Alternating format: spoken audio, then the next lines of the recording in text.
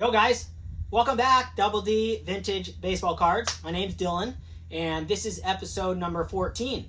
Oh, getting up there, pretty epic. Tonight, I'm super excited. So I've been waiting all week to open this. Nate from Topps85401 on YouTube. He sent me a message, I don't know, maybe like a month ago. Hey, you should hit me up. It was like in code, and then I found him. We contacted each other. I talked to him on the phone. It was the first guy I've ever talked to from YouTube on the phone. So the first number I have, it was awesome. I was so psyched. I didn't have a lot of time to talk to him, but I talked to him for like 15 minutes. Dude, and so he wanted to talk to me. He had a card. I know what card's in here, but I was waiting. I wanted to open it live, just because I'm just super excited about it. And it's so let me tell you about a story about Nate. When I first started YouTube, the very first show, or I think it was the first show, I've told this before, but I was sitting having breakfast with my wife, and she's the one that got me into this, like, you got to do it. You just got to do it. You're going to like it. And so, I did it, and we're eating breakfast, having our coffee, and I'm watching a YouTube video, and Nate comes on, and I'm just watching his channel randomly. I saw a Robin Yount rookie on the cover, and I go, oh, I'm gonna click on this one. This is cool. He followed me and maybe left me a comment, so I went and checked his videos out. And I was watching it, and then he gave me a shout out, and that's how the subscribers came. That's how all the viewers came. Nate started it all for me. So Nate, thank you so much. You have no idea how much that meant to me. I mean, we were like, me and my wife were like, what is this? This is crazy. So she's like, who is that? I go, I don't know. That's insane, right? He's just talking about my channel. He's talking about the stories and how I'm into baseball cards, and he was so fired up on it. And I was just fired up that I was fired up on baseball cards. So, yeah, that we're going to open live. I'm going to zoom in on everything. And then I got some pickups that I picked up, and look, even I got a modern card, super modern card, which is a super rarity. Bunch of cool pickups here, and then I'm going to talk about Sam Rice. Sam Rice, talk about someone coming and surviving adversity in their life. The story of Sam Rice, I'm going to read a little bit of it,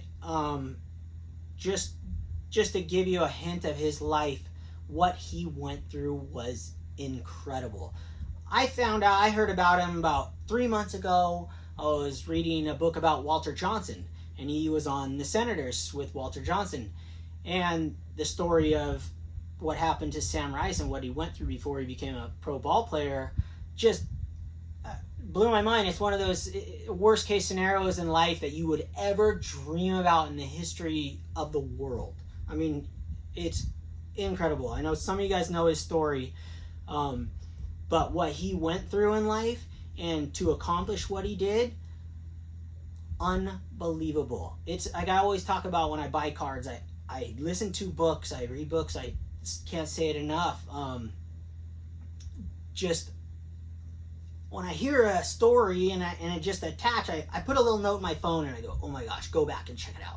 And then I check and see if he's got a baseball card. And then I read a little more about him. And then I see if they have a book. So in this case, I couldn't find any more books on him. I'm sure if they're out there, I only look for Audible books because that's the way I work, and I do landscaping and I listen to books. I work in the yard, I build things, I do things, and I always listen to books. So I don't read them because I don't have the time. I go do other things, so I get them read to me, and it's just awesome.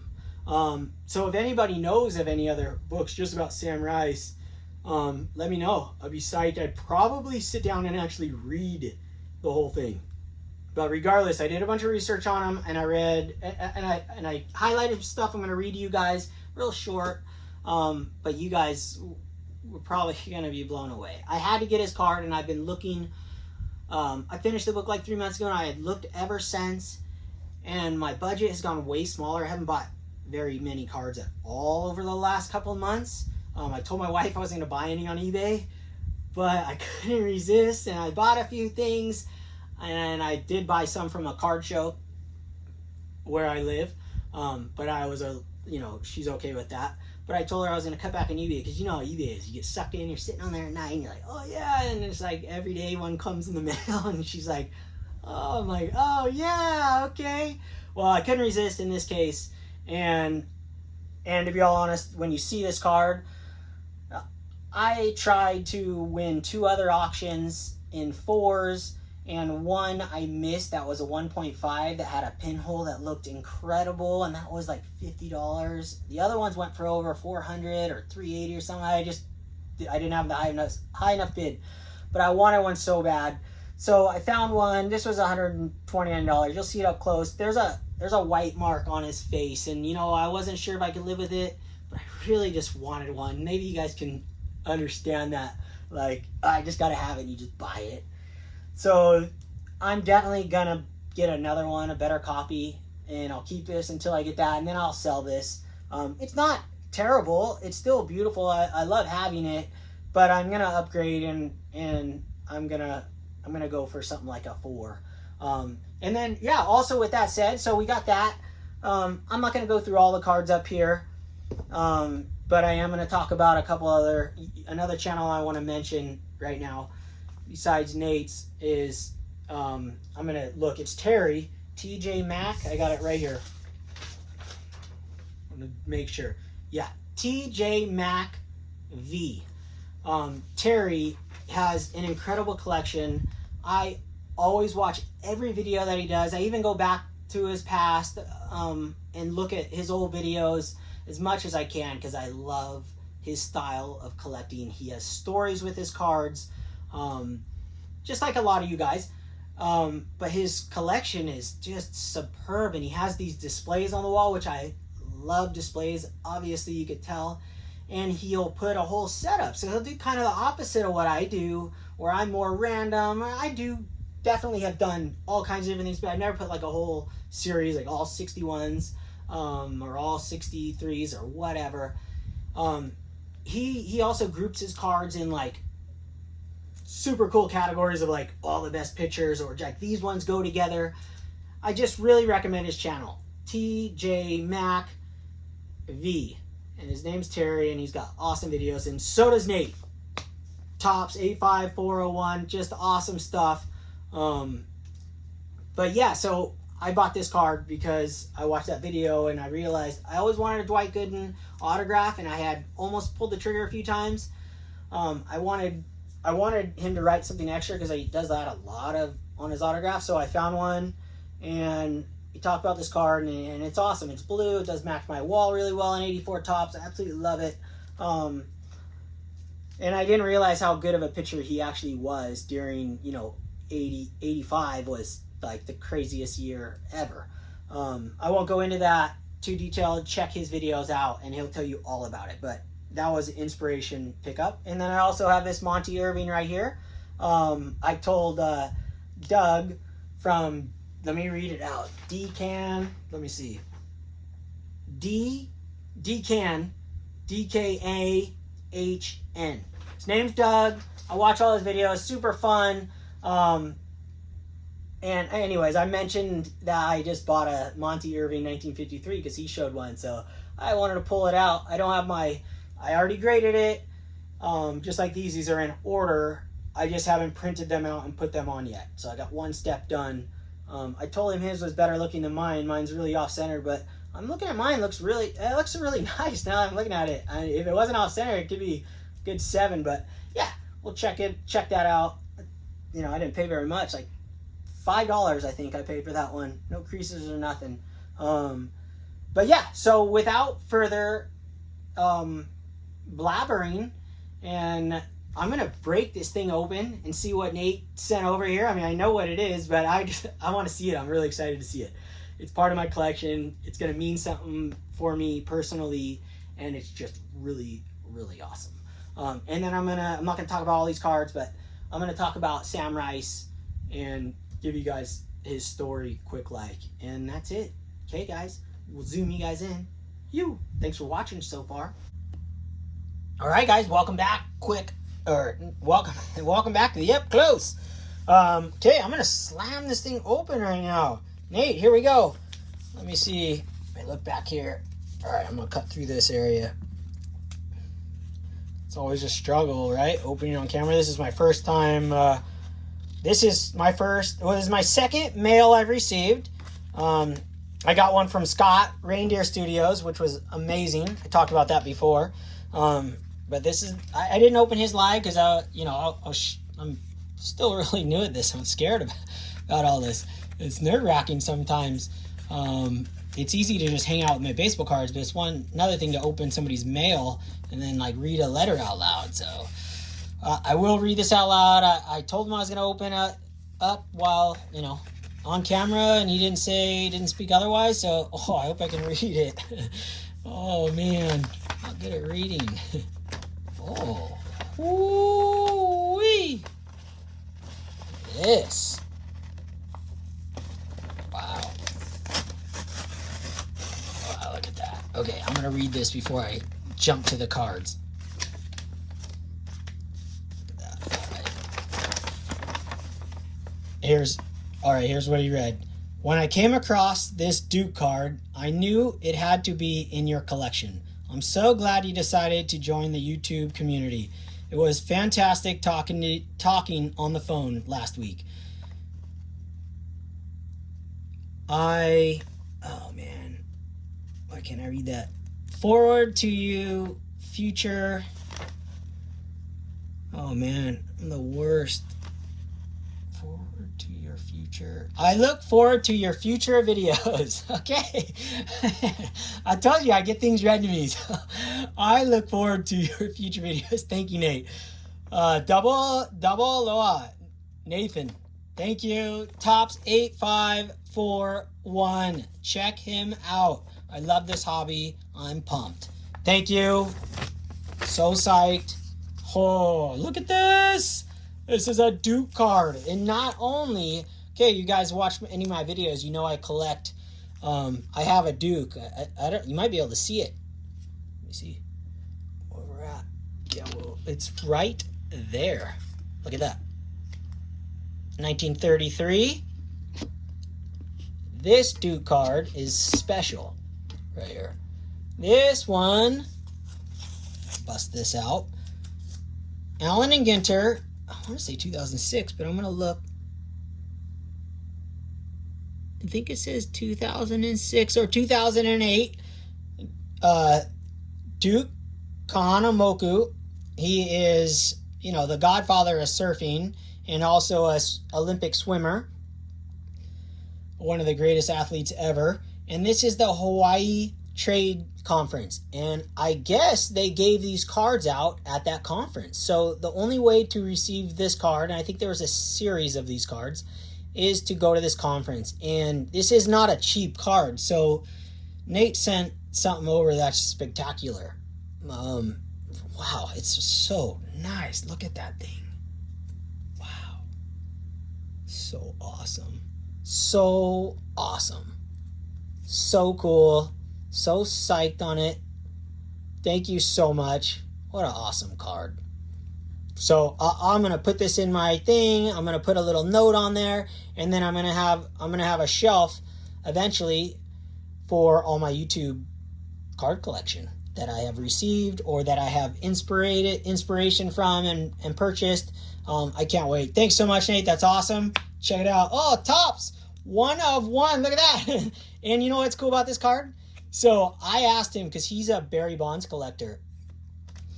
And so I was like, God, there's no way I have a Barry Bonds card he doesn't have. But then I thought of a card that he probably doesn't have. And I have it on my wall, or I've had it on my wall, and I think he saw it. I had a 1993 Topps, a sample Barry Bonds that's autographed, and it's numbered autographed. One of those, official Topps autographed cards. And I purchased it when Bonds cards were worth nothing. I think I paid like $30 for it, and now it's probably worth a few $100s. But regardless, it was. I thought of it because I go, man, he probably doesn't have that one because there's like 2,000 or 19. There's 1,993 of them, and he said he didn't. So yeah, and so now I got a 101 Topps freaking 85401. Awesome. Thank you, Nate. I really appreciate it. Really cool.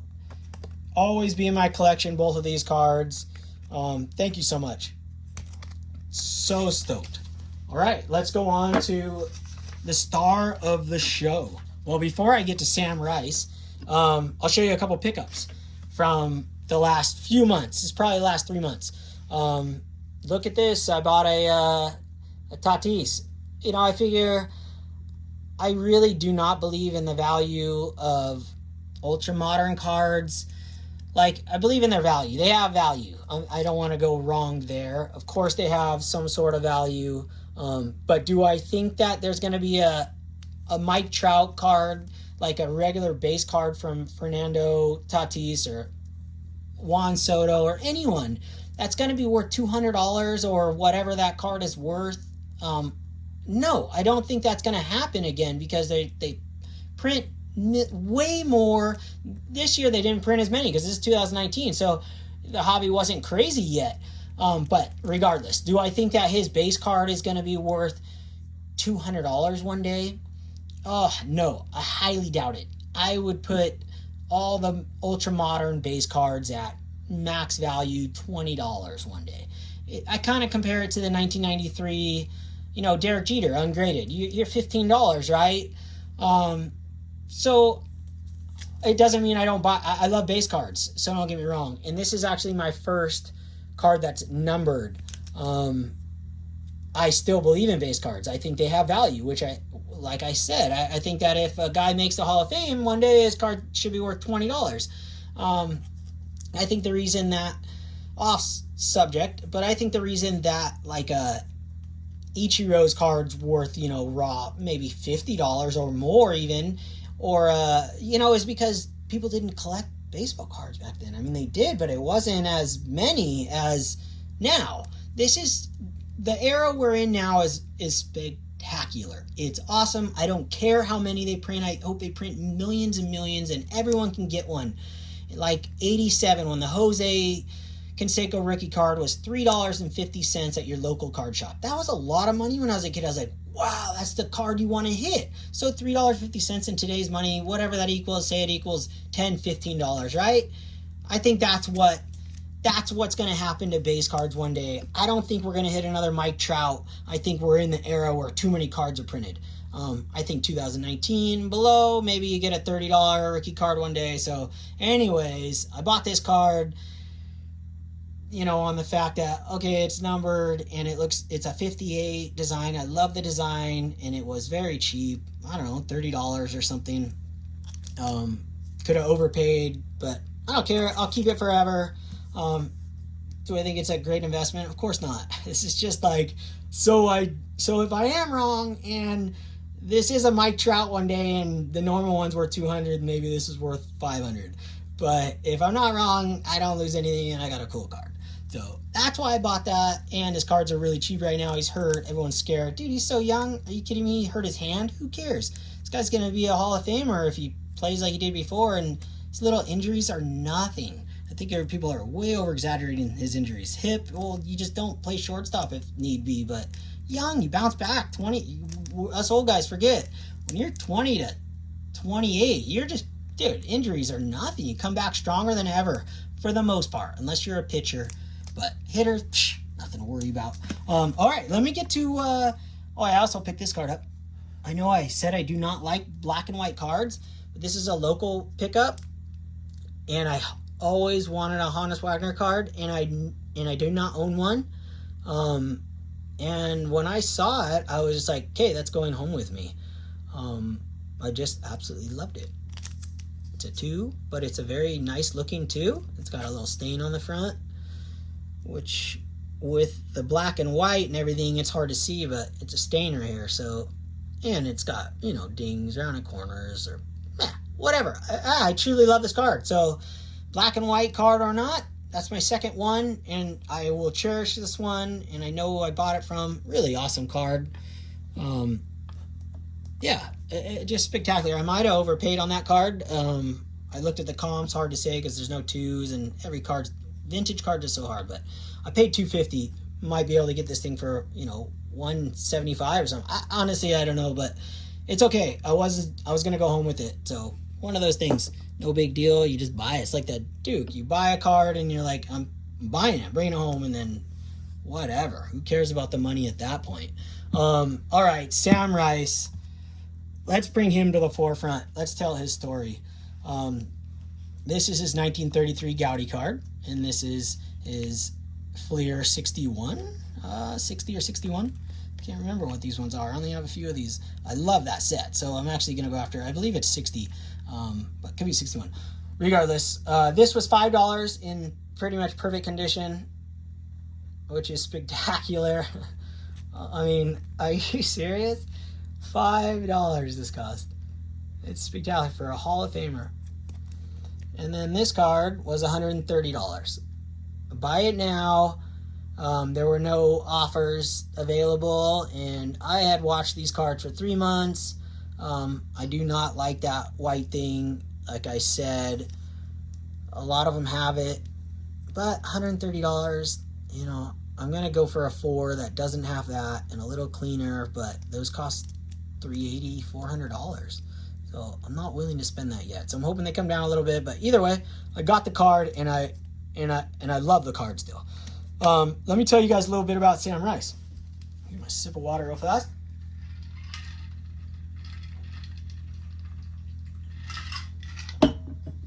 Sam Rice. If you guys are not familiar with Sam Rice, first and foremost, he's a Hall of Famer. Sam Rice played from 1915 to 1934. Let me hold it right here if I can. He played for Washington Senators from 1915 to 1933, and then he played for the Cleveland Indians in 1934 when he retired. His batting average was .322 lifetime. He had 2,987 hits, only 34 home runs, but 1,078 RBIs. He's an incredible player. But what I really wanted to focus on, he is a Hall of Famer. What I really wanted to focus on was the story of Sam Rice and how he survived and what I think made him such a great ball player. I think he channeled, I mean, I'm just totally speculating, but I think he channeled his bad fortune in life into baseball, and he focused everything. Otherwise, with the story I'm about to tell you, I don't know how anyone continues life. I can't imagine losing one person that is very, you know, your kid or your wife. Losing anyone is next to impossible. But what I'm about to tell you is completely next level. And for him to become a Hall of Famer and one of the greatest ball players to ever live is spectacular. So I'm going to read this, and I've never read in front of people except back in school, right? So if I mess up, too bad. I'll read it again a couple times if I mess up. So this is where I'm starting. There's tons you can read about him, but I just highlighted some stuff. Okay.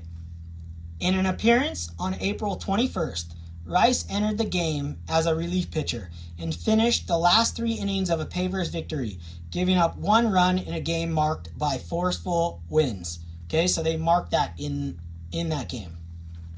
That same day, Rice's wife took their children on a day trip to the homestead of Rice's parents in Morocco, about 20 miles from Watsika. Now, hold on. Morocco, I want to give you guys, let me see. Morocco is in Indiana. Okay, so this is in the United States.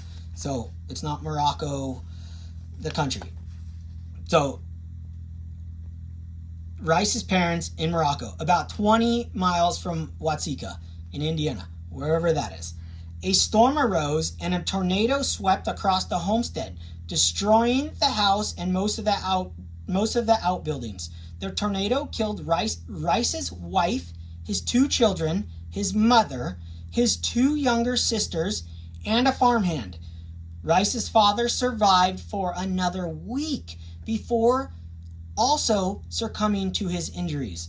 Rice had to attend 2 funerals, one for his parents and his sisters, and a second for his wife and children. Can you just think about that? His entire lineage, his entire life wiped away. He's the only one left.